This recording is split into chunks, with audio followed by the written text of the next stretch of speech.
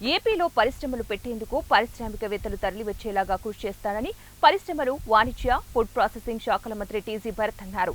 మంత్రిగా ప్రమాణ స్వీకారం చేసిన తర్వాత మొదటిసారిగా ఆయన కర్నూలు నగరానికి వచ్చారు. ఈ సందర్భంగా ప్రజలు, పార్టీ శ్రేణులు పెద్ద ఎత్తున స్వాగతం పలికారు.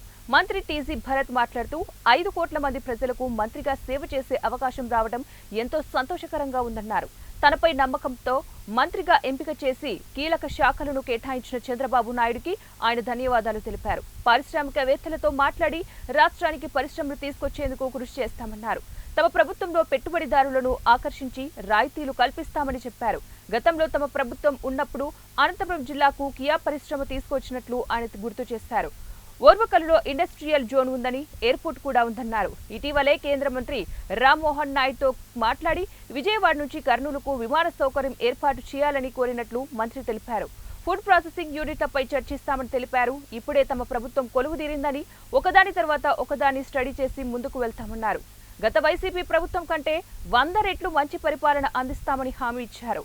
అంతకుముందు కర్నూలులోని సుంకేశ్ల రోడ్లో ఉన్న గోదా గోకులంలో టీజీ భరత్ ప్రత్యేక పూజలు చేశారు. ఆ తర్వాత Saint Joseph college, municipal office, SBS circle, Gandhinagar, Zilla Parishad, Raj Vihar మీదుగా తెలుగుదేశం పార్టీ కార్యాలయం వరకు కూడా భారీ ర్యాలీ నిర్వహించారు. ర్యాలీలో MP Nagaraju, MLA KE Shyambabu, Dastagiri, Parthasarathi, MLC BT Naidu, Telugu Desam party జిల్లా అధ్యక్షుడు తిక్కారెడ్డి, మాజీ మంత్రి కేఈ ప్రభాకర్, టీడీపీ రాష్ట్ర ప్రధాన కార్యదర్శి సోమిశెట్టి వెంకటేశ్వర్లు, ఆలూరు ఇన్ఛార్జి వీరభద్ర గౌడ్ తదితరులు పాల్గొన్నారు. టీడీపీ, జనసేన, బీజేపీ నాయకులు, కార్యకర్తలు వేలాదిగా తరలివచ్చి ర్యాలీలో పాల్గొన్నారు. టీడీపీ కార్యాలయం వద్ద ఎన్టీఆర్ విగ్రహానికి మంత్రి టీజీ భరత్ పూలమాలలు వేసి నివాళులర్పించారు. ఈ సందర్భంగా ఆయన మాట్లాడుతూ కర్నూలు జిల్లాలో పరిశ్రమల స్థాపనకు కృషి చేస్తామని హామీ ఇచ్చారు. జిల్లాలో త్రాగునీటి సమస్యను పరిష్కరిస్తామన్నారు. అలాగే తనను ఆశీర్వదించిన ప్రజలకు ఆయన ప్రత్యేక ధన్యవాదాలు తెలిపారు.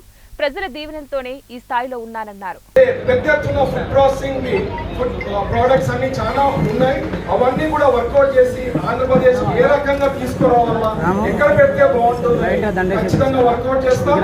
బట్ ఏది కూడా మ్యాజిక్ షో కాదు, మాయా బజార్ కాదు, స్టెప్ బై స్టెప్ చేస్తాము.